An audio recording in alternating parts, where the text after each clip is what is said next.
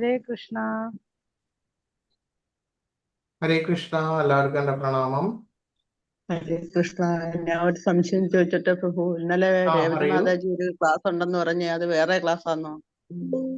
ഏത് ക്ലാസ്സാണ് പറഞ്ഞത്? ഇന്നലെ 8:30 മാതാജി ഒരു ക്ലാസ് സംസാരിച്ചപ്പോ പറഞ്ഞ ക്ലാസ് ഉണ്ടെന്ന്, നാമം ചെല്ലുന്നൊക്കെ പറഞ്ഞുതരാമെന്നും പറഞ്ഞൊരു ക്ലാസ് പറഞ്ഞു. അതെ, അതിപ്പോ മാതാജി കണ്ടക്ട് ചെയ്യുന്നുണ്ടാവും വേറെ ക്ലാസ്. അത് നിങ്ങക്ക് കിട്ടും എപ്പോഴാന്ന് വെച്ച് കഴിഞ്ഞാൽ. മാതാജിയുടെ അടുത്ത് ചോദിച്ചോളൂ, അറിയില്ല.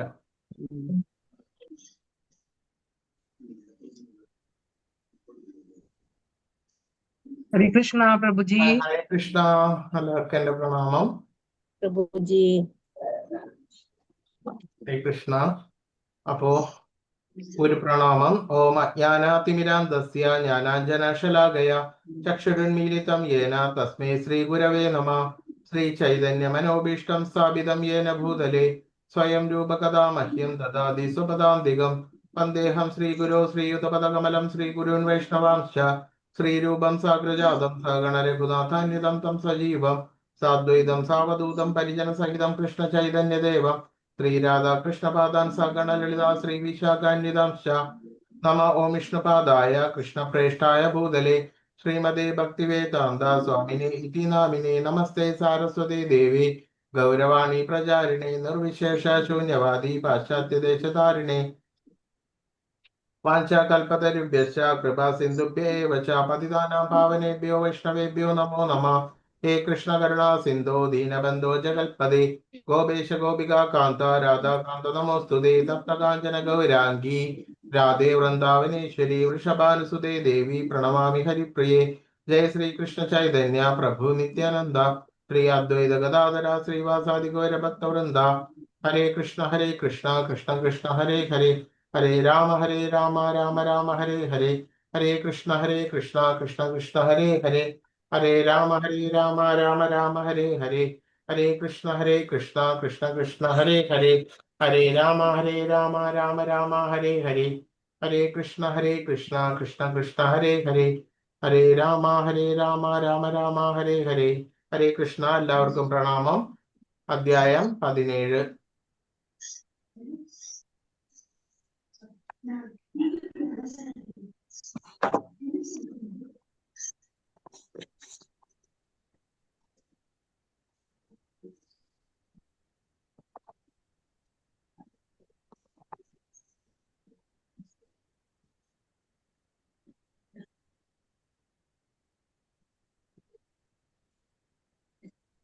ഹരേ കൃഷ്ണ. ഹരേ കൃഷ്ണ. ഹരേ കൃഷ്ണ.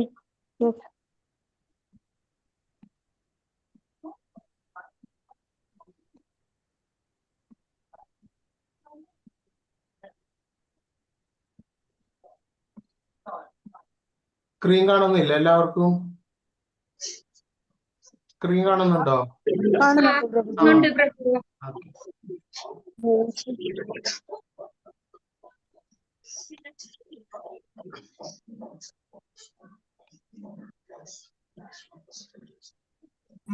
അപ്പൊ ഇന്നലത്തെ ശ്ലോകം 23.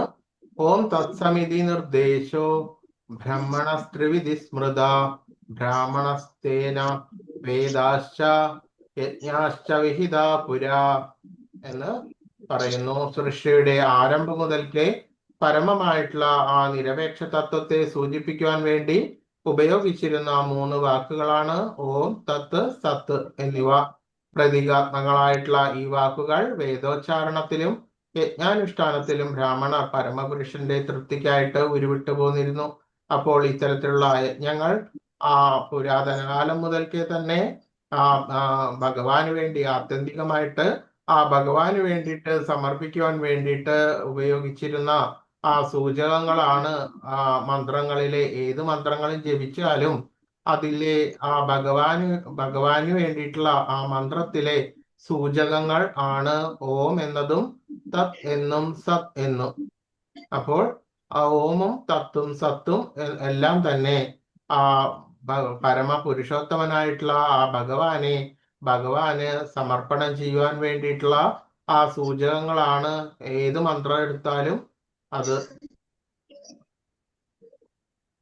അത് ആ യജ്ഞത്തിന് പലതരത്തിലുള്ള ആ ദ്രവ്യങ്ങൾ ഹവ്യം ചെയ്യുമ്പോൾ, ആ ഹവിസ് അർപ്പിക്കുമ്പോൾ ഉപയോഗിച്ചിരുന്ന ആ വാക്കുകൾ, ആ സൂചകങ്ങളാണ് ഓം, തത്ത്, സത്ത്. അത് ബ്രാഹ്മണ പരമപുരുഷന്റെ ആ തൃപ്തിക്ക് വേണ്ടിയിട്ട് ഉരുവിട്ട് പോന്നിരുന്നു.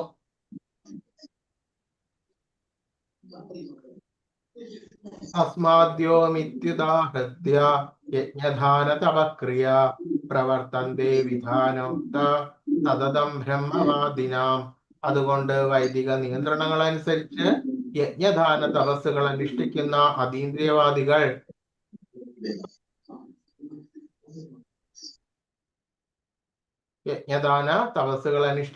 അതീന്ദ്രിയവാദികൾ പരമപുരുഷനെ പ്രാപിക്കുന്നതിനായി എപ്പോഴും ഓം എന്ന വാക്കോട് കൂടിയിട്ടാണ് എല്ലാം ആരംഭിക്കുന്നത്. അപ്പോൾ വേദങ്ങളിലും ശാന്തി മന്ത്രങ്ങളിലും ഏതെല്ലാം മന്ത്രങ്ങളുണ്ടോ അതെല്ലാം പരിശോധിച്ചു കഴിഞ്ഞാല് ആ മന്ത്രത്തിന്റെ ആദ്യം ഓം എന്ന് പറഞ്ഞിട്ടാണ് ഓരോ മന്ത്രങ്ങളും തുടങ്ങുന്നത്.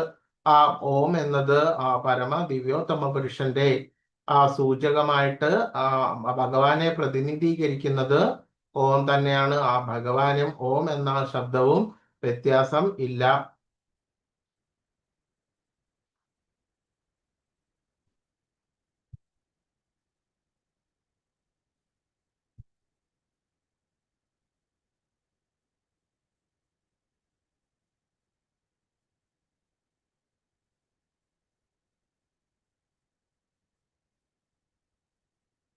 ഓം തദ് വിഷ്ണു പരമം പദം എന്ന് ഋഗ്വേദം പറയുന്നു.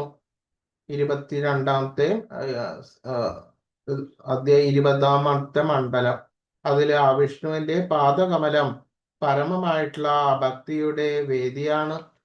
ആ ഭഗവാന് വേണ്ടി ചെയ്യുന്ന ആ കർമ്മങ്ങളെല്ലാം തന്നെ അതിൽ പരിപൂർണത നേടുന്നു. അപ്പോൾ ആ വൈദിക നിയന്ത്രണങ്ങളെല്ലാം അനുസരിച്ച് യജ്ഞദാന തപസ്സുകൾ അനുഷ്ഠിക്കുന്ന അതീന്ദ്രിയവാദികൾ ഓം എന്ന വാക്കോട് കൂടിയിട്ടാണ് എല്ലാം തന്നെ ആരംഭിക്കുന്നത്. എല്ലാ തരത്തിലുള്ള യജ്ഞങ്ങളും ഹവ്യങ്ങളും എല്ലാം തന്നെ ഓം എന്ന വാക്കോട് കൂടിയിട്ട് ആരംഭിക്കുന്നു. തദിത്യാന്യഭിസന്ധായ ഫലം യജ്ഞതപക്രിയ ദാനക്രിയാശ്ച വിവിധ ക്രിയതേ മോക്ഷകാംക്ഷിഭിർ. ഫലോദ്ദേശം കൂടാതെ തത് എന്ന് ഉച്ചരിച്ചുകൊണ്ട് വേണം ഒരാൾ പലതരത്തിലുള്ള യജ്ഞങ്ങളും ദാനങ്ങളും തപസ്സുമൊക്കെ ചെയ്യേണ്ടത്. ഭൗതിക ബന്ധങ്ങളിൽ നിന്നുള്ള മുക്തിയാണ് അങ്ങനെയുള്ള അതീന്ദ്രിയവാദികളുടെ ഉദ്ദേശം. അപ്പോൾ ആധ്യാത്മിക ഉത്കർഷം ആശിക്കുന്നവർ ഭൗതിക നേട്ടങ്ങൾക്ക് വേണ്ടി പ്രവർത്തിച്ചുകൂടാ. ആത്മീയത ലോകത്തേക്ക് സ്വഭാവനമായിട്ടുള്ള ഭഗവത് ധാമത്തിലേക്ക് തിരിച്ചെത്തുക എന്നതായിരിക്കണം പ്രവർത്തികളുടെ ആത്യന്തികമായിട്ടുള്ള ലക്ഷ്യം. അപ്പോൾ ആധ്യാത്മിക ഉത്കർഷം, അതായത് നമ്മൾ ആധ്യാത്മികമായിട്ടുള്ള ഉയർച്ച, അതിനു വേണ്ടിയിട്ട് കാക്ഷിക്കുന്നവർ ഭൗതിക നേട്ടങ്ങൾക്ക് വേണ്ടിയിട്ട് ഒരിക്കലും പ്രവർത്തിച്ചുകൂടാ. അപ്പോൾ ഈ രണ്ട് വഴിയില് നിങ്ങൾ ആ ഭൗതിക ആത്മീയ ലക്ഷ്യത്തിന് വേണ്ടിയിട്ട് കാക്ഷിക്കുന്നവർ ഒരിക്കലും ഭൗതിക നേട്ടത്തിന് വേണ്ടിയിട്ട് യത്നിച്ചു കൂടാ. പക്ഷേ നമുക്ക് യത്നിക്കാം. ഏത് രീതിയിൽ യത്നിക്കാം? നമ്മളുടെ ആ നിയതമായിട്ടുള്ള കർമ്മങ്ങൾ, ആ ശാരീരികമായിട്ടുള്ള ആ വികസനത്തിന് വേണ്ടിയിട്ടുള്ള കർമ്മങ്ങൾ ത്യജിക്കാതെ തന്നെ നമ്മൾക്ക് കിട്ടിയിട്ടുള്ള ആ പ്രവൃത്തി ആ ഭഗവത് സ്മരണയോട് കൂടിയിട്ട് പൂർണ്ണ സമർപ്പണത്തോടു കൂടിയിട്ട് ചെയ്തു കഴിഞ്ഞാല് അത്തരത്തിലുള്ള പ്രവൃത്തിയും എന്തായിട്ട് മാറും? യജ്ഞമായിട്ട് മാറുകയും ചെയ്യും. അത് ആധ്യാത്മിക ഉത്കർഷണത്തിന് അനുബന്ധമായിട്ട് മാറുകയും ചെയ്യുന്നു. അതല്ലാതെ ഉള്ള കാര്യമാണ് ഇതിൽ പറയുന്നത്. ആ ഭൗതിക സുഖത്തിനും നേട്ടത്തിനും വേണ്ടിയിട്ട് ആസക്തിയോട് കൂടിയിട്ട് ഒരു തരത്തിലും പ്രവർത്തിച്ചു കൂടാ എന്നതാണ് ഇതിൽ അർത്ഥമാക്കുന്നത്. ആത്മീയ ലോകത്തിലേക്ക് സ്വഭാവമായിട്ടുള്ള ആ ഭഗവത് ധാമത്തിലേക്ക് തിരിച്ച് എത്തുക എന്നതായിരിക്കണം പ്രവർത്തികളുടെ എല്ലാം ആത്യന്തികമായിട്ടുള്ള ലക്ഷ്യം. അപ്പോൾ ഈ ലക്ഷ്യത്തിന് വിഘാതമാകുന്നത് ഏതൊക്കെ തരത്തിലുള്ള പ്രവർത്തനമാണെങ്കിലും ഏതൊക്കെ തരത്തിലുള്ള വ്യക്തികളാണെങ്കിലും അവരെയെല്ലാം ത്യജിക്കേണ്ടതാണ്. അത്തരത്തിലുള്ള ത്യജിച്ചിട്ട് ശരിയാവണ്ണം ആത്മീയ ഉത്കർഷത്തിന്, അതായത് ഭഗവത് ധാമത്തിനെ ഇച്ഛിക്കുന്നവർ അതിന് അനുകൂലമായിട്ടുള്ള ആ പ്രവർത്തികൾ എന്ത് ചെയ്യണം? അനുകൂലമായിട്ടുള്ള പ്രവർത്തികൾ ഏറ്റെടുത്ത് നടത്തണം. അത് അനുകൂലമല്ലാത്ത പ്രവർത്തികൾ എന്ത് ചെയ്യണം? ത്യജിക്കണം. സദ്ഭാവേ സാധുഭാവേ ച സാദിത്യേ യത് പ്രയുജ്യതേ പ്രശസ്തേ കർമ്മണി തഥാ സച്ഛബ്ദ പാർത്ഥയുജ്യതേ. 26ാമത്തെ ശ്ലോകമാണ് ഇപ്പൊ വായിച്ചത്. 27ാമത്തെ ശ്ലോകം. യജ്ഞേ തപസി ധാനേ ച സ്ഥിതി സദിതി ചോച്യതേ കർമ്മ ചൈവ തദർത്ഥീയം സദിത്യോ വാഭിധീയതേ. നിരപേക്ഷ തത്വമാണ് ഭക്തിപൂർവം ചെയ്യപ്പെടുന്ന യജ്ഞത്തിന്റെ ലക്ഷ്യം. സത് എന്ന വാക്ക് അതിനെ സൂചിപ്പിക്കുന്നു. ആ വിധത്തിലുള്ള യജ്ഞം അനുഷ്ഠിക്കുന്നവനെയും സത് എന്ന് പറയുന്നു. കുന്തിപുത്ര, നിരപേക്ഷ സ്വഭാവമനുസരിച്ച് ആ മറ്റ് പ്രവർത്തികളെ പോലെ യജ്ഞ ദാന തപകർമ്മങ്ങൾ ഭഗവത് പ്രസാദത്തിനു വേണ്ടിയിട്ട് ചെയ്യപ്പെടുന്നത് ആണല്ലോ എന്ന് പറയുന്നു. അപ്പോൾ ആ നിരപേക്ഷ തത്വ സ്വഭാവമനുസരിച്ച് മറ്റു പ്രവർത്തികളെ പോലെ തന്നെ യജ്ഞദാന തപകർമ്മങ്ങളെല്ലാം തന്നെ ആധ്യാത്മികതയിൽ നടക്കുന്നു. അത് ആ ഭഗവത് പ്രസാദത്തിന് വേണ്ടിയിട്ട് ചെയ്യുന്നതാണ്. പ്രശസ്തേ കർമ്മണി, അതായത് വിധിവിഹിത കർമ്മങ്ങൾ എന്ന വാക്കുകൾ വേദസാഹിത്യത്തിലെ ഗർഭധാനം മുതൽ മരണം വരെ മനുഷ്യജീവിതത്തിൽ അനുഷ്ഠിക്കുന്ന സംസ്കാര ക്രിയകളെ സൂചിപ്പിക്കുന്നു.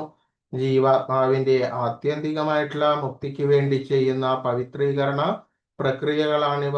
അപ്പോൾ എന്താണ്? ഗർഭധാനം മുതല് അന്ത്യേഷ്ടി വരെയുള്ള ആ ക്രിയകൾ, ഇതാണ് ഷോഡശാദി കർമ്മങ്ങൾ. ഇത് എല്ലാ മനുഷ്യ രാശിക്കും വേണ്ടിയിട്ട് ഉണ്ടായിട്ടുള്ളതാണ് ഇത്തരത്തിലുള്ള ഷോഡശ കർമ്മങ്ങൾ. ഇതെല്ലാം തന്നെ ശരിയാവണ്ണം മാനസികമായിട്ടുള്ള ശുദ്ധിക്കും ശരിയാവണ്ണം ഭക്തിയുത സേവനം ചെയ്യുവാനും ശരിയാവണ്ണം ഒരാളെ സംസ്കരിച്ചെടുക്കുന്നതിനും അപരിഷ്കൃതമായിട്ടുള്ള ഒരു ആളെ സംസ്കരിച്ചെടുക്കുന്ന ആ പ്രക്രിയയാണ് ഈ 16 ഷോഡശ കർമ്മങ്ങൾ. പിന്നീട് എന്തായി മാറിയത്? അത് പലതരത്തിലുള്ള താമസിക ഗുണാധിക്യമുള്ളവരുടെ ആധിക്യം മൂലം അത്തരത്തിലുള്ള ആളുകൾ വന്നു ചേർന്നിട്ട് അത് ചില വിഭാഗങ്ങൾക്കും പലതരത്തിലും ആയിട്ട് തരംതിരിച്ചും എല്ലാം ആയി അത്തരത്തിൽ വന്നു ചേർന്നു. ഇപ്പോഴും ഷോഡശാദി കർമ്മങ്ങൾ പല ഗോത്രങ്ങളിലും പല കൂട്ടം ആളുകളിലും പല രീതിയിലും പല തരത്തിലും ഒക്കെയാണ് ഇപ്പോൾ ചെയ്തു പോകുന്നത്. അപ്പോൾ ഈ ഗർഭാധാനം മുതൽ അന്ത്യേഷ്ടി വരെയുള്ള കർമ്മത്തില് എന്താണ്? ചിലതെല്ലാം 16 കർമ്മത്തില് ചിലതെല്ലാം ചിലർ ചെയ്യുന്നുണ്ട്, ചിലതെല്ലാം ചെയ്യുന്നില്ല. ചിലവർ അത് മുഴുവനായിട്ട് ചെയ്യുന്നുണ്ട്, ചിലർ പകുതി മാത്രമേ ചെയ്യുന്നുള്ളൂ, ചിലവര് അതിലും കുറച്ച് മാത്രമേ ചെയ്യുന്നുള്ളൂ. അങ്ങനെയൊക്കെയാണ് ഇപ്പോൾ കണ്ടുവരുന്നത്.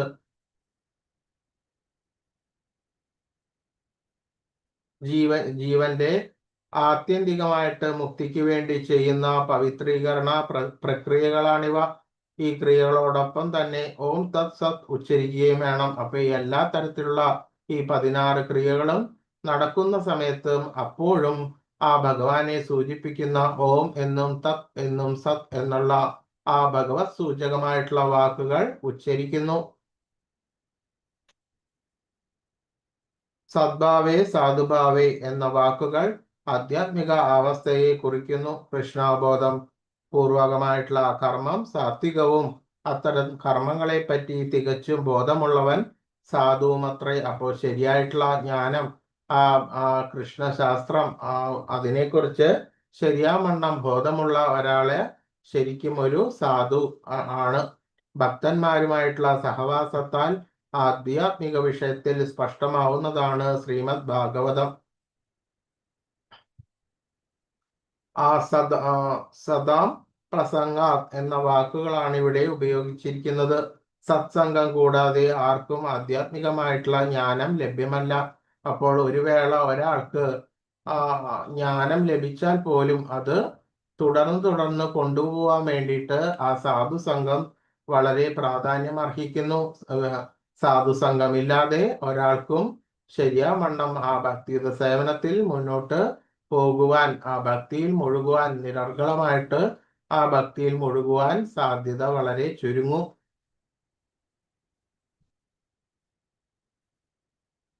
ദീക്ഷാ സമയത്തും പൂർണ്ണനൂല് ധരിക്കുമ്പോഴും ഓം തത് സത് എന്ന് മന്ത്രിക്കണം.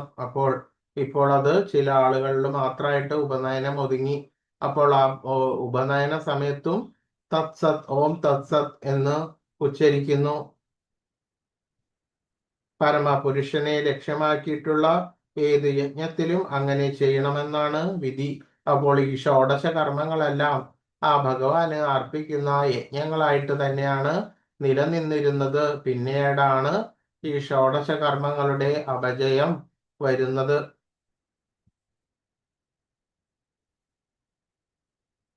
പരമപുരുഷനെ ലക്ഷ്യമാക്കിയിട്ടുള്ള ഏത് യജ്ഞത്തിലും അങ്ങനെ ചെയ്യണമെന്നാണ് വിധി. ക്ഷേത്രത്തിൽ നിവേദ്യം പാകം ചെയ്യുക മുതൽ പരമപുരുഷനു വേണ്ടി ചെയ്യപ്പെടുന്ന ഏത് പ്രവൃത്തിയും ഭഗവത് ചരിതങ്ങൾ, കീർത്തനങ്ങൾ ഉൾപ്പെടെ തദർത്ഥീയം അഥവാ ഇതം മമ എന്ന് പറഞ്ഞാൽ എല്ലാം തന്നെ എനിക്കല്ല, മറിച്ച് ഭഗവാനാണ് സമർപ്പിക്കുന്നത്. എനിക്ക് വേണ്ടിയിട്ടല്ല, മറിച്ച് ഭഗവാന് വേണ്ടിയിട്ടാണ്. ഇത്തരത്തിലുള്ള വാക്കുകളും സൂചകങ്ങളും എല്ലാം തന്നെ ആ തരത്തിലുള്ള ഹവ്യം അഗ്നിയില് അർപ്പിക്കുന്ന സമയത്ത് ഇത്തരത്തിലുള്ള സൂചകങ്ങൾ എല്ലാം തന്നെ ഇത്തരത്തിലുള്ള സൂചകങ്ങൾ ഉപയോഗിച്ചിരുന്നു. ഇപ്പോഴും എല്ലാ മന്ത്രത്തിലും ഓം എന്നുണ്ട്, അതുമാതിരി സത്ത്, ചിത്ത് എന്നുണ്ട്, ഇതം മമ എന്ന് പറഞ്ഞിട്ടുള്ള വാക്കുകള്, അതുമാതിരി തദർത്ഥീയം ഇത്തരത്തിലുള്ള വാക്കുകളെല്ലാം തന്നെ ആ ഭഗവത് അർപ്പണത്തിന്റെ സൂചകങ്ങളായിട്ട് ഇപ്പോഴും നിലകൊള്ളുന്നു. സർവകർമ്മങ്ങളുടെയും പരിപൂർണതയെ മുൻനിർത്തിക്കൊണ്ടാണ് ഇങ്ങനെ പല വിധത്തിലും ഓം തത്സ് എന്ന മഹത്തായിട്ടുള്ള വാക്കുകൾ മന്ത്രിക്കപ്പെടുന്നത്. അശ്രദ്ധയാ ഹുദം ദത്തം തപസ്തപ്തം ഹൃദം ചയത് അസദിത്യോച്യുത പാർത്ഥ നച തത് പ്രേത്യനോ ഇഹ. പരമപുരുഷനിൽ പരിപൂർണ വിശ്വാസം കൂടാതെ ചെയ്യപ്പെടുന്ന യജ്ഞവും ദാനവും തപസ്സും എല്ലാം തന്നെ ഏത് ഗണത്തിൽപ്പെടുന്നു? അസത് എന്ന വിഭാഗത്തിൽപ്പെടുന്നു. അപ്പോൾ ശരിയാമണ്ണം ആ ഭഗവാന് അർപ്പിക്കാതെ, ആ ഭഗവാനിൽ പരിപൂർണ വിശ്വാസം കൂടാതെ ചെയ്യപ്പെടുന്ന ഏത് യജ്ഞവും ദാനവും ഏത് ഗണത്തിൽപ്പെടുന്നു? പറയൂ, ഏത് ഗണത്തിൽപ്പെടുന്നു? അസത് എന്ന ഗണത്തില് പെടുന്നു. ക്ഷണികങ്ങളായിട്ടുള്ള അത്തരം കർമ്മങ്ങൾ ഇഹലോകത്തിലും പരലോകത്തിലും നിഷ്പ്രയോജകങ്ങളാണ്. അപ്പോൾ എല്ലാ തരത്തിലുള്ള യജ്ഞങ്ങളും ഭഗവാന് വേണ്ടിയിട്ടാണ് ക്രമീകരിച്ചിരിക്കുന്നത്, സൃഷ്ടിക്കപ്പെട്ടിരിക്കുന്നത്. അതിൽ നിന്നെല്ലാം വ്യത്യസ്തമായിട്ട് സ്വന്തം ഭാവനയ്ക്കനുസരിച്ചും താമസിക ഗുണാധിക്യമുള്ളവരും ഇത്തരത്തിലുള്ള ശാസ്ത്രങ്ങളെ, ഗുരുനിർദ്ദേശങ്ങളെയോ ഒന്നും അനുസരിക്കാതെ തോന്നിയ വണ്ണം ചെയ്യുകയാണെന്നുണ്ടെങ്കിൽ അത് നിഷ്പ്രയോജനമാണ് എന്ന് വരുന്നു. ആധ്യാത്മികമായൊരു ലക്ഷ്യമില്ലാതെ ചെയ്യപ്പെടുന്നതെന്തും, അപ്പോൾ ഏതൊക്കെ തന്നെ പ്രവർത്തനങ്ങളാണോ അത് ആ ഭഗവത് സേവയ്ക്ക് വിഘാതമായിട്ട് നിൽക്കുന്നത് അഥവാ എതിരായിട്ട് നിൽക്കുന്നത് എന്താണോ അതെല്ലാം തന്നെ നിഷ്പ്രയോജനമായിട്ട് തീരുന്നു. ആ യജ്ഞമായാലും ദാനമായാലും തപസ്സായാലും എല്ലാം തന്നെ നിഷ്പ്രയോജനമാണ്. എല്ലാത്തിലും ആ ഭഗവാന് അർപ്പിച്ചിട്ട് ആ ഭഗവാനെ മുൻനിർത്തിക്കൊണ്ടായിരിക്കണം എല്ലാ തരത്തിലുള്ള യജ്ഞം, ദാനം, തപസ് ഇതെല്ലാം തന്നെ ചെയ്യേണ്ടത്. അല്ലാത്ത പക്ഷം അത്തരത്തിലുള്ള കർമ്മങ്ങളെല്ലാം നിഷ്പ്രയോജനമായിട്ട് തീരുന്നു. അത്തരം പ്രവർത്തികൾ നീചങ്ങളാണെന്ന് ഈ ശ്ലോകം ഉദ്ഘോഷിക്കുന്നു. കൃഷ്ണാബോധത്തോടെ പരമപുരുഷന് വേണ്ടി അനുഷ്ഠിക്കപ്പെടണം.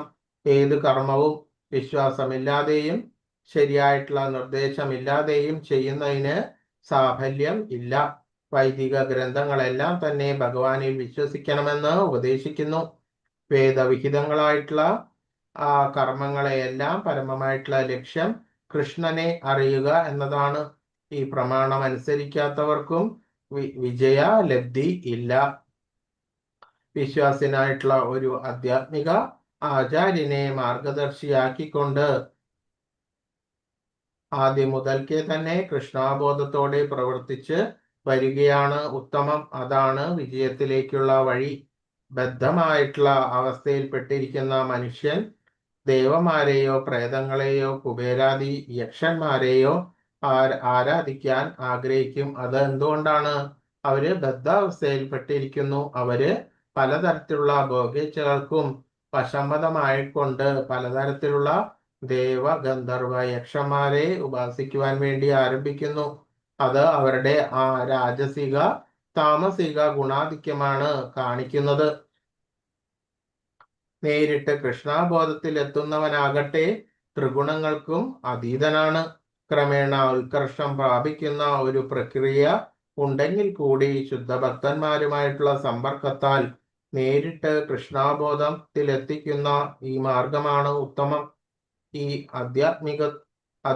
അധ്യായത്തിൽ ഇത് നിർദ്ദേശിച്ചിട്ടുണ്ട്. ഈ വഴിക്ക് വിജയം നേടാൻ ആദ്യമായി തന്നെ ശരിയായിട്ടുള്ള ഒരു ആചാര്യനെ കണ്ടെത്തി ആ ആചാര്യനിൽ നിന്ന് ശരിയായിട്ടുള്ള പരിശീലനം നേടണം. അങ്ങനെ ക്രമേണ ഭഗവാനിൽ വിശ്വാസം ഉറയ്ക്കുന്നു. പക്വദശയിൽ അതിനെയാണ് ഈശ്വരപ്രേമം എന്ന് പറയുന്നത്. ശരിയാവണ്ണം ആ ഭക്തിയുടെ ആ പരിപക്വ ദശ എന്ന് പറയുന്നതാണ് എന്ത് ശരിയായിട്ടുള്ള ഈശ്വരപ്രേമം എന്ന് പറയുന്നത്. ജീവാത്മാക്കളുടെ എല്ലാം ആത്യന്തിക ലക്ഷ്യം ഈ പ്രേമമത്രേ. നേരിട്ട് കൃഷ്ണാബോധത്തിലേക്ക് നീങ്ങുക എന്നതാണ് ആ 17ാമത്തെ അധ്യായത്തിന്റെ സന്ദേശം. അപ്പോൾ ശരിയാവണ്ണം ആ കൃഷ്ണാബോധത്തിലേക്ക് നീങ്ങുക.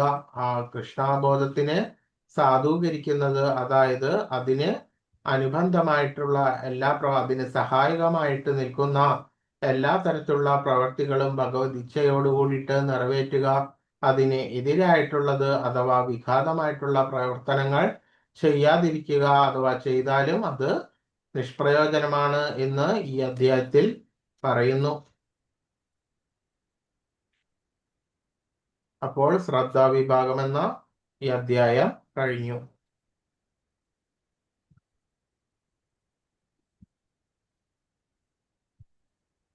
ഇനി 16ാമത്തെ അധ്യായത്തിന്റെ ക്വസ്റ്റ്യൻ ആൻസേഴ്സ് നോക്കാം.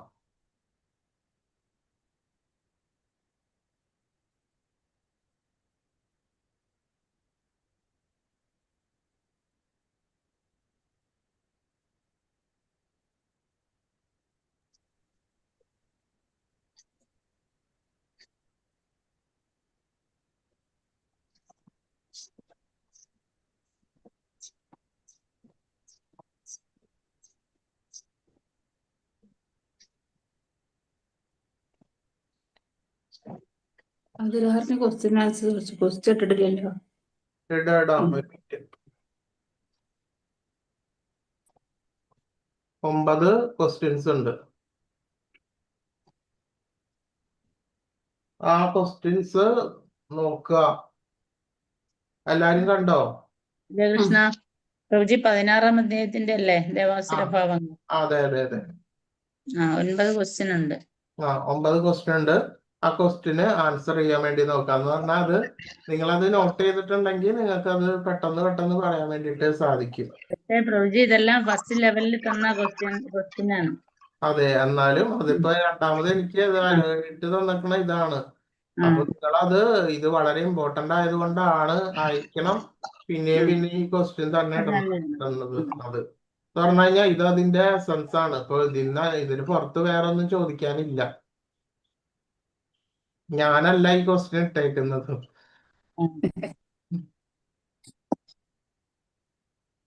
ദിവ്യപ്രകൃതിയിൽ അനുഗ്രഹീതരായവർക്കുള്ള 26 ഗുണങ്ങൾ ഏതെല്ലാം? അത് ആദ്യത്തെ ഭാഗത്തിൽ തന്നെ വരുന്നുണ്ട്. അസ്തിത്വത്തിന്റെ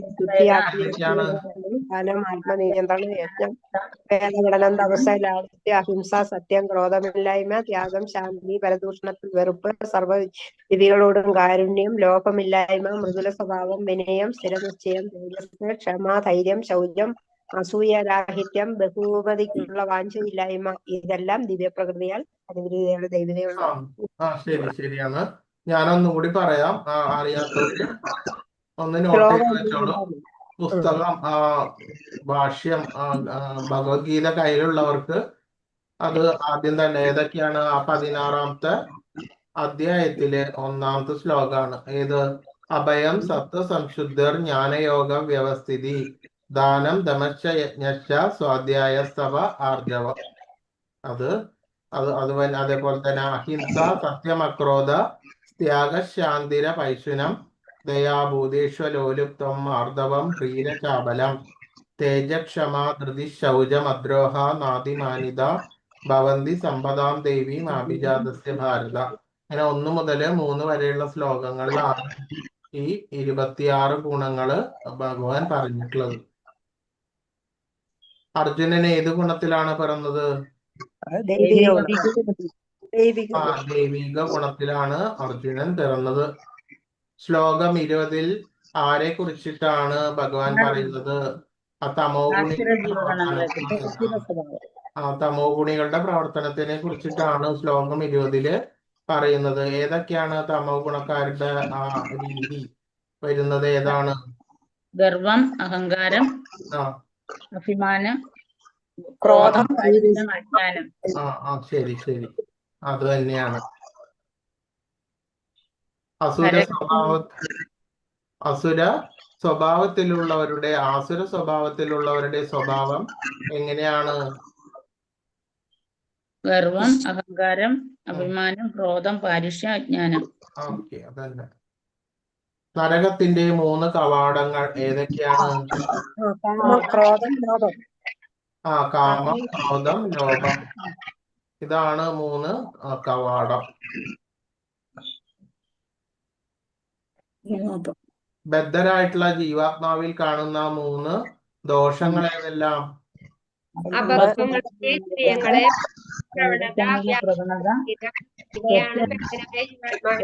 ഒരാള് പറയൂ, അപ്പൊ ക്ലിയർ ആവും. ബാക്കിയുള്ളവർക്ക് അത് കേൾക്കാലോ.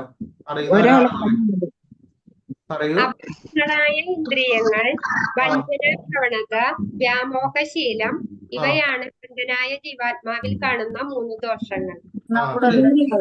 തെറ്റുതിരുത്തുവാനുള്ള പ്രവണത. എന്താ?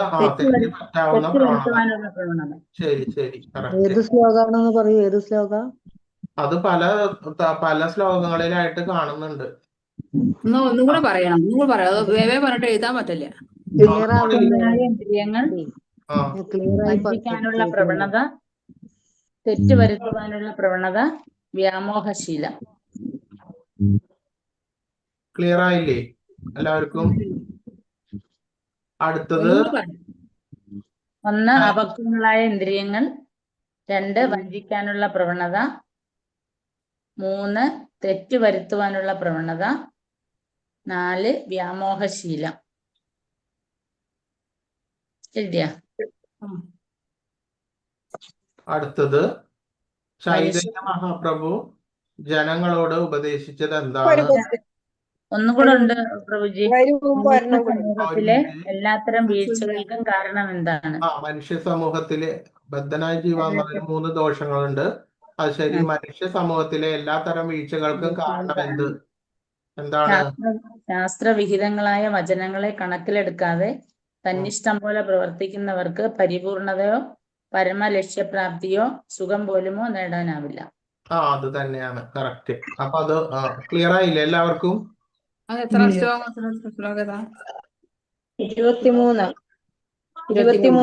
ശ്ലോകം. ഇതല്ലേ? ശാസ്ത്രവിധുമുത്സൃജ്യ വർത്തന്തേ കാമകാരത നസ സിദ്ധിമവാപ്നോതി നസുഖം ന പരാഗതി. 23ാമത്തെ ശ്ലോകം. ശാസ്ത്രവിഹിതങ്ങളായിട്ടുള്ള വചനങ്ങളെ കണക്കിലെടുക്കാതെ തന്നിഷ്ടം പോലെ പ്രവർത്തിക്കുന്നവർക്ക് പരിപൂർണതയോ പരമലക്ഷ്യപ്രാപ്തിയോ സുഖം പോലുമോ നേടാനാവില്ല. അപ്പോൾ അതാണ് മനുഷ്യ സമൂഹത്തിലെ എല്ലാ തരത്തിലുള്ള വീഴ്ചകൾക്കും കാരണം. ചൈതന്യ മഹാപ്രഭു ജനങ്ങളോട് ഉപദേശിച്ചത് എന്താണ്? മഹാമന്ത്രം ജപിക്കുക, ജപിക്കുക. ഭഗവത് പിന്നെ സേവനത്തിൽ ഭക്തിപൂർവ്വം ഏർപ്പെടാനും, ഇടുക. ഭഗവത് പ്രസാദം ഭക്ഷിക്കുവാനും ആ, സത്സംഗം നടത്തുവാനും. സത്സംഗം. ശരി, ഇത് കറക്റ്റ് ആണ്. ഇത് അപ്പൊ ഇത് 8 അറിയാത്തവരില്ലല്ലോ. അങ്ങനെ ഇല്ലാത്തവരാണെങ്കിൽ പറയൂ, ഒന്നുകൂടി ക്ലിയർ ആയിട്ട് നോട്ട് ചെയ്തോളൂ അറിയാത്തവരുണ്ടെങ്കിൽ. അപ്പൊ ഇത് 24-ാമത്തെ ശ്ലോകത്തിലാ. എത്ര? 24-ാമത്തെ ശ്ലോകമാണ്.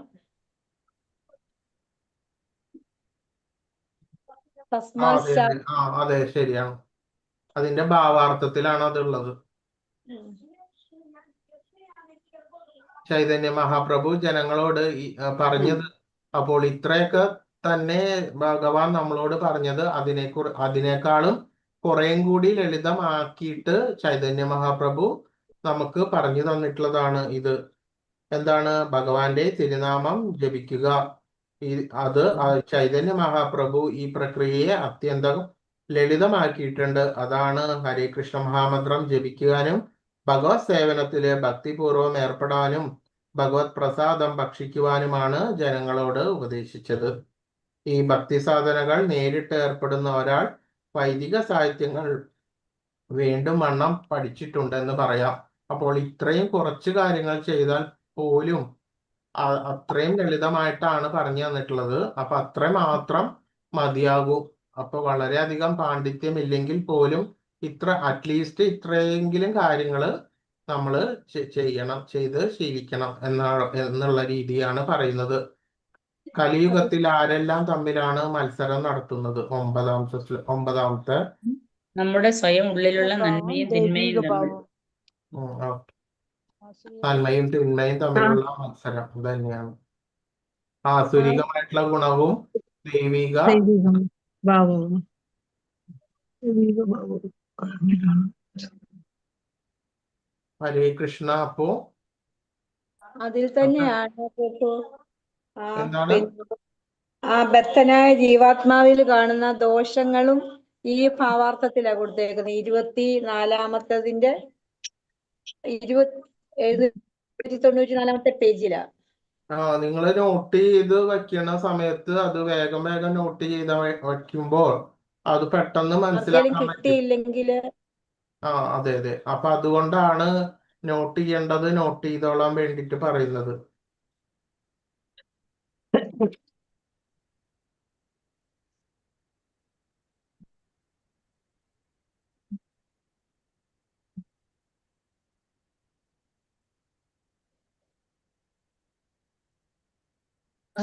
എന്താ? ഭഗവാനെ കുറിച്ച് ഉള്ള ജ്ഞാനം തരുന്ന പ്രമാണങ്ങളോടുള്ള വെറുപ്പാണ് മനുഷ്യ സമൂഹത്തിലെ എല്ലാ തരത്തിലുള്ള വീഴ്ചകൾക്കും കാരണം. കൃഷ്ണ പ്രഭുജി, ഇന്ന് പഠിപ്പിച്ചതില് ഷോഡശ കർമ്മങ്ങൾ എന്ന് പറഞ്ഞല്ലോ, അത് ഏതൊക്കെയാണെന്നൊന്നുകൂടെ പറഞ്ഞു. ഏതൊക്കെയാണെന്ന് ഞാൻ പറഞ്ഞുതരാം.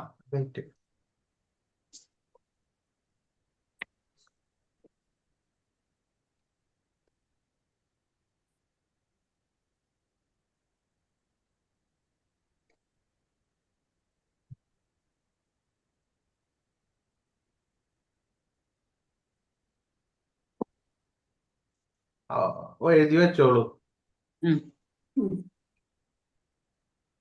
ഗർഭദാനം ആദ്യം. ഗർഭദാനം. അത് കഴിഞ്ഞിട്ട് പുംസവനം.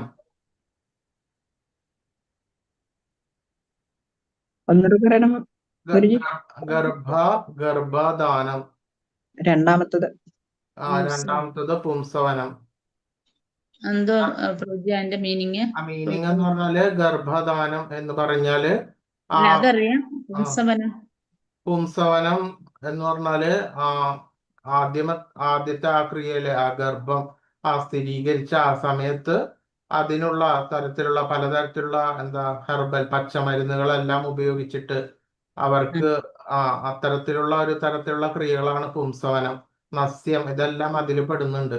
അപ്പോൾ അതില് പലതരത്തിലുള്ള പച്ചമരുന്നുകൾ ഉപയോഗിച്ചിട്ടുള്ള നസ്യം, അതിന്റെ സേവ, ഇതെല്ലാം തന്നെ ഇത് ചെയ്യുമ്പോൾ തന്നെ ഭഗവത് ഭഗവത് അർപ്പണവും അതിൽ കൂടെ ആ ഭഗവത് വിചാരത്തോടു കൂടിയിട്ട് ഭഗവത് മന്ത്രങ്ങളെല്ലാം ഉച്ചരിച്ചുകൊണ്ടാണ് ഇത്തരത്തിലുള്ള ആ ക്രിയകളെല്ലാം നടത്തുന്നത്. അതാണ് പുംസവനം എന്ന് പറയുന്നത്. മറ്റത് മൂന്നാമത്തത് അടുത്തത് ജാതകർമ്മം.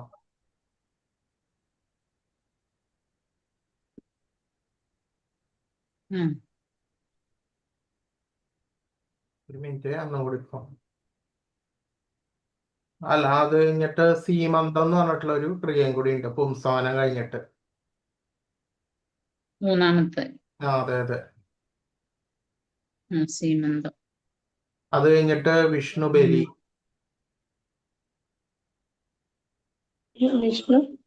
വിഷ്ണുബലി ഇത് പല വർഗത്തിലും ഗോത്രങ്ങളിലും ഇപ്പോൾ ഏറിയ ചെറിയ വ്യത്യാസങ്ങളെല്ലാം കാണും കേട്ടോ. അതുമാതിരി ജാതകർമ്മം എന്ന് പറയുമ്പോൾ എല്ലാവർക്കും അറിയാം. ജാതകർമ്മത്തില് മറ്റെന്താ ജനിക്കുമ്പോ ഉള്ള ആ പേര് നാമകരണത്തിന് മുന്നായിട്ട് ചെയ്യുന്ന സീമന്തവും വിഷ്ണുബലിയും കഴിഞ്ഞാണ്. അത് കഴിഞ്ഞിട്ടാണ് ജാതകർമ്മം. അത് കഴിഞ്ഞിട്ട് നാമകരണം, നിഷ്കർമ്മണം.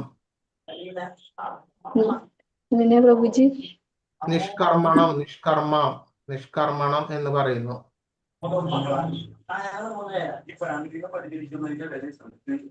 അതിനുശേഷം അന്നപ്രാശം.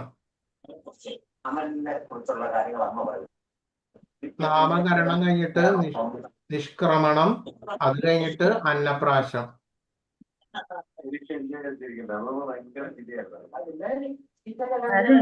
സംസാരിക്കുന്നിരുന്നു. ഒരു മിനിറ്റ്.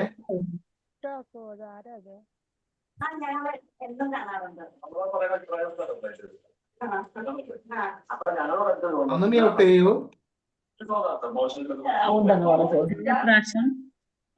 ഒരു മിനിറ്റ്, ഒന്ന് മ്യൂട്ട് ചെയ്യട്ടെ എന്നിട്ട് പറയാം.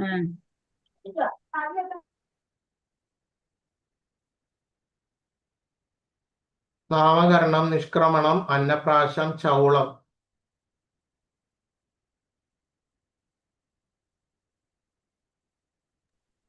നിഷ്ക്രമണം എന്നാണോ അതോ നിഷ്കർമ്മണോ? നിഷ്ക്രമണം. ചൗളം പറഞ്ഞ പ്രഭുജി. അത് കഴിഞ്ഞ് കഴിഞ്ഞാല് അന്നപ്രാശം, ചൗളം.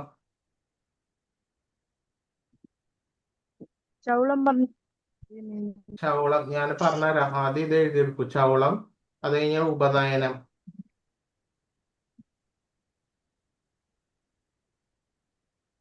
അത് കഴിഞ്ഞിട്ടുള്ള പഠനം, അതായത് വൈദിക പഠനം. അതാണ് വേദവ്രത. വേദ പഠനത്തിന് വേണ്ടിയിട്ടുള്ള ആ വ്രതങ്ങൾ ഇതെല്ലാം അനുഷ്ഠിക്കേണ്ടത്. അത് കഴിഞ്ഞാലുള്ള സമാവർത്തനം. ഇതെല്ലാം ആ വൈദികമായിട്ടുള്ള വിദ്യാർത്ഥികൾക്ക് വേണ്ടിയിട്ടുള്ളതാണ്.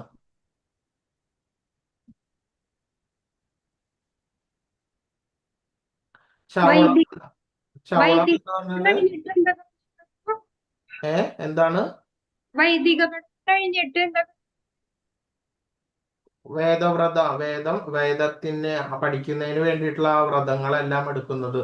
അത് അതിനു മുമ്പ് ചൗളം എന്ന് പറഞ്ഞു കഴിഞ്ഞാല് നമ്മള് എന്താ ഗുരുകുലത്തേക്ക് പോകുന്നതിന് മുന്നായിട്ട്, ഇത് പഠിക്കുന്നതിന് മുൻപ് എന്താ നമ്മള് മുടിയൊക്കെ വിട്ടില്ലേ ആദ്യമായിട്ട്, ചൗളം. അതിനെയാണ് ചൗളം എന്ന് പറയുന്നത്. പിന്നെയാണ് ഉപനയനം വരുന്നത്. എന്ന് പറഞ്ഞാൽ ഉപനയനം അറിയാലോ.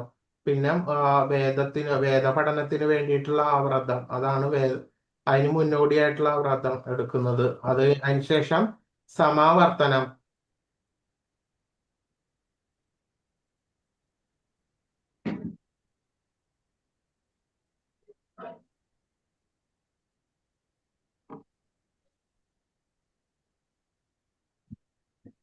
സമാവർത്തനം എന്ന് പറഞ്ഞു കഴിഞ്ഞാല് എന്താണ്? ഗൃഹസ്ഥൻ, ഒരു വ്യക്തി ഗൃഹസ്ഥന് മുന്നോടിയായിട്ട് എന്തെല്ലാം ആ ഗാർഹസ്ഥ്യത്തിലേക്ക് പ്രവേശിക്കുന്നതിന് മുന്നായിട്ട് എന്തെല്ലാം വേണമോ അത്തരത്തിലുള്ള ആ ശാസ്ത്രങ്ങളെല്ലാം പഠിക്കുക. ആ അതിൻ്റെതായിട്ടുള്ള സംസ്കാരങ്ങളെല്ലാം പഠിക്കുക.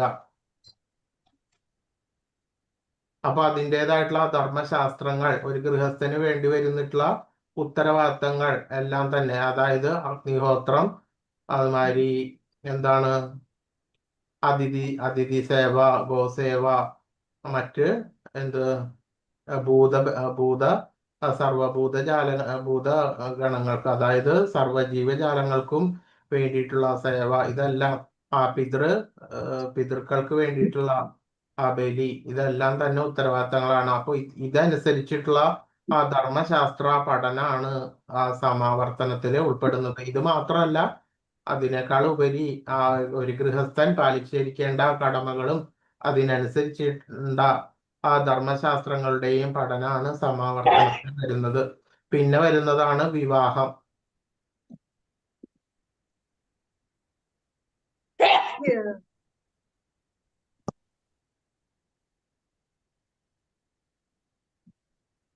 പിന്നെ ബാക്കി മൂന്നെണ്ണം ഉള്ളത് അന്ത്യേഷ്ടി, അതിനോട് ബന്ധപ്പെട്ടിട്ടുള്ളതാണ്. മരണം അതിനോട് ബന്ധപ്പെട്ടിട്ടുള്ള ക്രിയകളാണ് ബാക്കി മൂന്നെണ്ണം വരുന്നത്.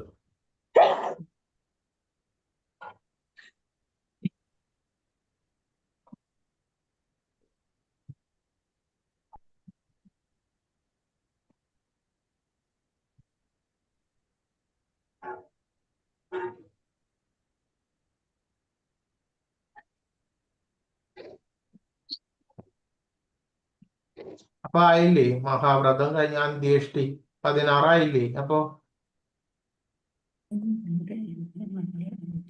സമാവർത്തനം കഴിഞ്ഞ ഗുരുജി ഒരു മിനിറ്റ് ഞാൻ പറഞ്ഞുതരാം. അന്നപ്രാശം, ചൗളം, ഉപനയനം, കേശാന്ത, മഹാവ്രതം, വിവാഹ, അത് കഴിഞ്ഞിട്ട് മഹാവ്രതം, അത് കഴിഞ്ഞിട്ട് സമാവർത്തനം,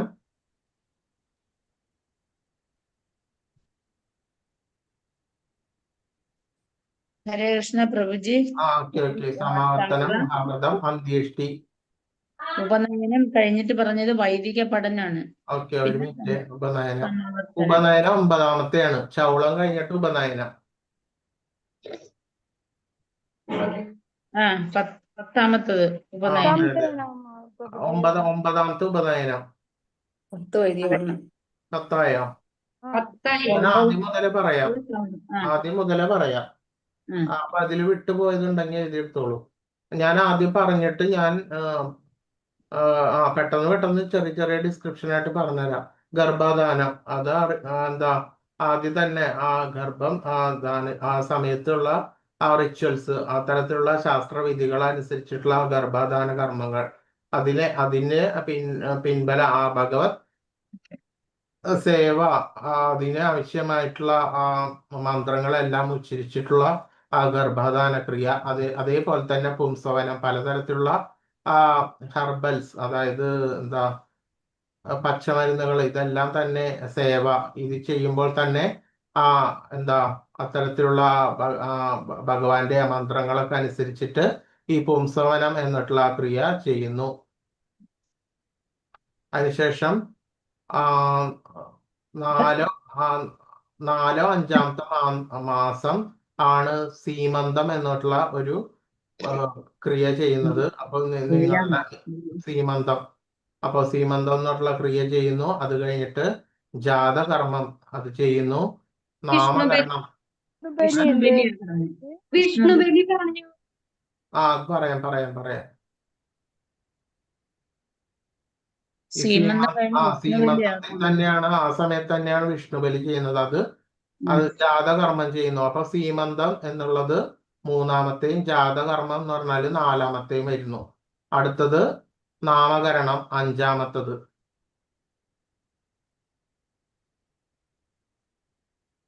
നിഷ്ക്രമണം എന്ന് പറഞ്ഞാല് നാമകരണം അറിയാലോ, ജാതകർമ്മം നാമകരണം ഒക്കെ അറിയാലോ. നിഷ്ക്രമണം എന്ന് പറഞ്ഞാല് ഈ കുട്ടി ആദ്യമായിട്ട് വീടിന് പുറത്തേക്ക് പോകുന്ന പ്രക്രിയയാണ് നിഷ്ക്രമണം. പിന്നെ അന്നപ്രാശം എന്ന് പറഞ്ഞാൽ എന്താണെന്ന് അറിയാലോ? അറിയില്ല. അറിയുന്നതൊന്നും ഞാൻ പറയുന്നില്ല, അറിയാത്തത് മാത്രം പറയുന്നുള്ളൂ. ചൗളം എന്ന് പറഞ്ഞാല് ഹെയർ കട്ട് ചെയ്യുന്ന, നമ്മുടെ തലമുടി കട്ട് ചെയ്യുന്നത് ആദ്യമായിട്ട്. ഉപനയനം അറിയാലോ എന്താന്നുള്ളത്. ആ പൂണൂല്. അത് കഴിഞ്ഞും കേശാന്ത് എന്ന് പറഞ്ഞിട്ടുള്ള ഒരു ഭാഗം. അത് കേശാന്ത അപ്പോഴേക്കും ആ കുട്ടി കൗമാരത്തിലേക്കൊക്കെ എത്തിയിട്ടുണ്ടാവും.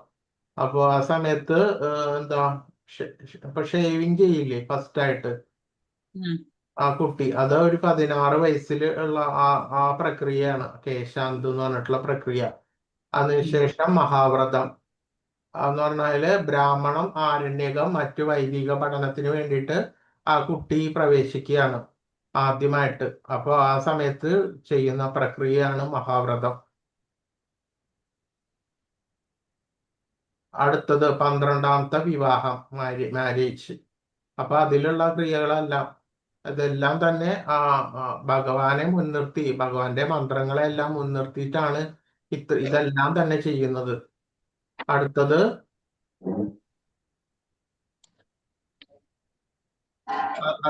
അടുത്തത് ഒരു മഹാ മഹാമേന വ്രതം എന്ന് പറഞ്ഞിട്ടുള്ള ഒരു വ്രതം, ഒരു മഹാവ്രതം.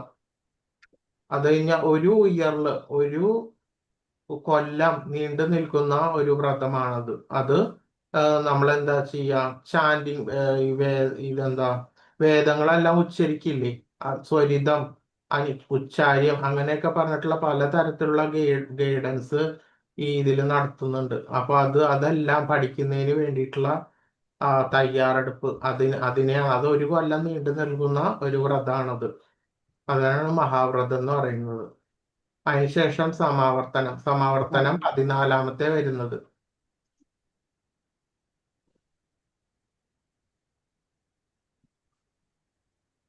പതിമൂന്നാമത്തത് മഹാനാമേന വ്രതം. അതങ്ങനെയാണ് വരുന്നത്. മഹാനാമീന വ്രതം, മഹാനാമീ വ്രതം 13ാമത്തെ എന്ന് പറഞ്ഞാല് ഒരു കൊല്ലം നീണ്ടു നിൽക്കുന്ന ആ വേദങ്ങൾ ഉച്ചരിക്കുന്നതിന് വേണ്ടിയിട്ട് ഉള്ള ആ ഗൈഡൻസ്, അത് ആ ഗുരുക്കന്മാരുടെ അടുത്ത് നിന്ന് കൊടുക്കുന്ന അത് ആ വ്രതത്തിൽ ഇരുന്നിട്ടാണ് ആ ഉച്ചാരണം എല്ലാം അവർ പഠിക്കുന്നത്. 13ാമത്തെ സമാവർത്തനം എന്ന് പറഞ്ഞാല് ഗൃഹസ്ഥത്തില് ഒരു ബ്രഹ്മചാരി ഗാർഹസ്ഥ്യത്തിലേക്ക് പ്രവേശിക്കുമ്പോൾ അതിനനുസരിച്ചിട്ടുള്ള ആ ധർമ്മശാസ്ത്രങ്ങളെല്ലാം പഠിക്കുന്നതിന് വേണ്ടിയിട്ടുള്ള ആ പീരീഡാണ് സമാവർത്തനം. 14 വരെ മനസ്സിലായില്ലേ? ക്ലിയർ ആയിട്ട്? അടുത്തത് 15 മഹാവ്രതം. മഹാവ്രതം എന്ന് പറഞ്ഞാല് ആ വേദപഠനം തന്നെയാണ്. ആ വേദത്തിലെ പലതരത്തിലുള്ള ആ ഉപാംഗങ്ങളായിട്ടുള്ള ആ ബ്രാഹ്മണം, ആരണ്യകം തുടങ്ങിയ അതെല്ലാം, അതിന്റെ ചാൻഡിങ് എന്ന് പറഞ്ഞാല് അതിന്റെ ഉച്ചാരണം, അത് പഠിക്കുകയാണ്. അത് ഉച്ചരിച്ച് പഠിക്കുക. അത് പലതരത്തിലുള്ള ഹോമങ്ങളിലും മറ്റ് യജ്ഞങ്ങളിലും എല്ലാം ഉപയോഗിക്കുക. ഇതൊക്കെയാണ് ആ മഹാവ്രതത്തിൽ ഉൾപ്പെടുന്നത്.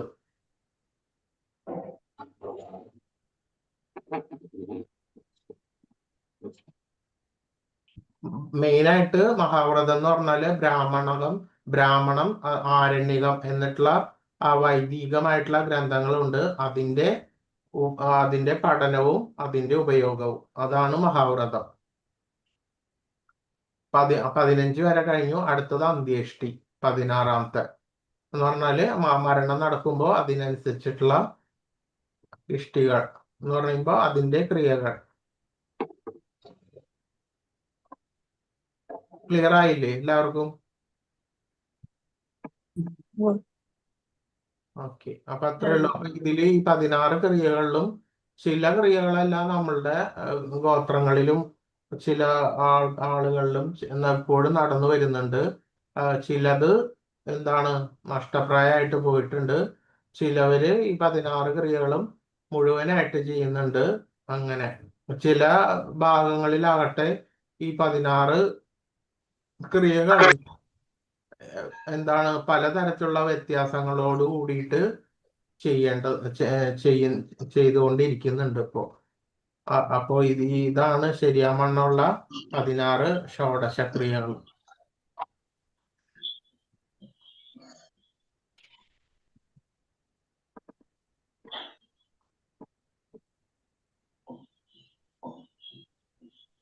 ഹരേ കൃഷ്ണ.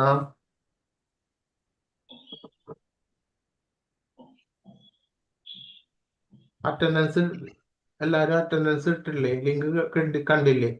മാർക്ക് ചെയ്തിട്ടുണ്ടെന്നുണ്ടെങ്കിൽ പിന്നെ വേറെ എന്തെങ്കിലും സംശയം ഉണ്ടോ അതില്? പ്രഭുജി, ഒരു സംശയം ചോദിച്ചോട്ടെ? പറയൂ. മനുഷ്യ സമൂഹത്തിലെ എല്ലാ വീഴ്ചകൾക്കും കാരണം എന്താണെന്ന് 7ാമത്തെ ക്വസ്റ്റ്യന് 294 പേജില് ഭഗവാനെ കുറിച്ചുള്ള ജ്ഞാനം തരുന്ന പ്രമാണങ്ങളോടുള്ള വെറുപ്പാണ് മനുഷ്യ സമൂഹത്തിൽ എല്ലാത്തരം വീഴ്ചകൾക്ക് കാരണം എന്ന് പറയുന്നു. അതിന്റെ അങ്ങനെ ആൻസർ എഴുതാൻ പറ്റുമോ ആ ചോദ്യത്തിന്? അതെ അത് തന്നെയാണ്. നേരത്തെ പറഞ്ഞത് ശാസ്ത്രവിഹിതങ്ങളായ വചനങ്ങളെ കണക്കിലെടുക്കാതെ തന്നിഷ്ടം പോലെ പ്രവർത്തിക്കുന്നവർക്ക് പരിപൂർണതയോ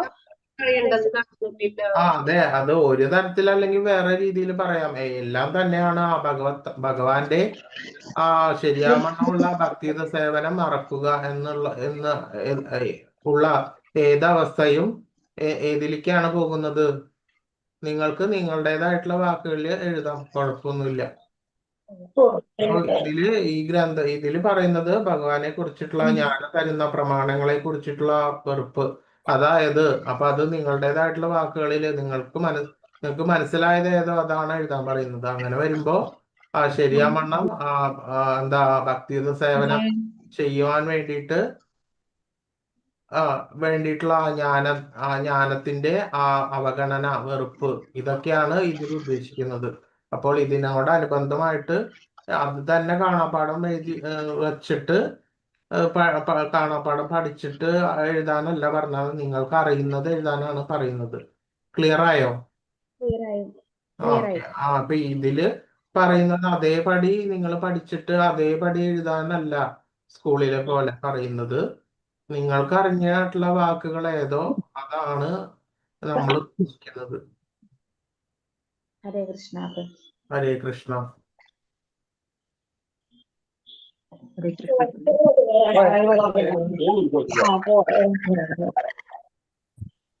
ഓക്കെ, പിന്നെന്താ? വേറെ എന്തെങ്കിലും ഉണ്ടോ ടോപ്പിക്കിൽ എന്തെങ്കിലും സംശയം? അപ്പൊ ഒന്നുമില്ലാന്ന് വിചാരിക്കുന്നു. പാഞ്ചാകൽപതരുഭ്യശ്ച കൃപാ സിന്ധുഭ്യേവ ച പതിതാനാം പാവനേഭ്യോ വൈഷ്ണവേഭ്യോ നമോ നമഃ. അനന്തകോടി വൈഷ്ണവേഭ്യോ നമഃ. പ്രഭുപാദ് കി ജയ്. ഹരേ കൃഷ്ണ. പിന്നെ ഏതെങ്കിലും കാലക്രമം അതുമാതിരി സംഖ്യ, ചതുർയുഗം, ഇതെല്ലാം വളരെ കൃത്യതയാർന്നിട്ടുള്ള കണക്കുകളാണ്. അപ്പൊ അങ്ങനെ വരുമ്പോൾ അത് മാത്രം നമ്മൾ കൃത്യമായിട്ട് മനസ്സിലാക്കുക, കൃത്യമായിട്ട് നോട്ട് ചെയ്യുക, അത് തന്നെ പറയുക. അതല്ലാത്ത കാര്യങ്ങളെല്ലാം നിങ്ങൾ അത് ആ തത്വം മനസ്സിലാക്കിയിട്ട്, ആ പ്രിൻസിപ്പിൾ എന്താണോ അത് മനസ്സിലാക്കിയിട്ട് നിങ്ങൾക്ക് അനുസരിച്ചിട്ട്, നിങ്ങൾക്ക് മനസ്സിലായതനുസരിച്ചിട്ട് നിങ്ങൾ പറയുക. അത്രേ ഉള്ളൂ. ഹരേ കൃഷ്ണ. ഹരേ കൃഷ്ണ. പ്രണാമം പ്രഭു. ഹരേ കൃഷ്ണ. ഹരേ കൃഷ്ണ. ഹരേ കൃഷ്ണ പ്രഭുജി. ഹരേ കൃഷ്ണ. ഹരേ കൃഷ്ണ പ്രഭുജി. ഹരേ കൃഷ്ണ. എല്ലാവർക്കും എന്റെ പ്രണാമം. ഹരേ കൃഷ്ണ പ്രഭു. ഹരേ കൃഷ്ണ. പ്രണാമം പ്രഭുജി. ഹരേ കൃഷ്ണ. ഹരേ കൃഷ്ണ പ്രഭു, പ്രണാമം. ഹരേ കൃഷ്ണ.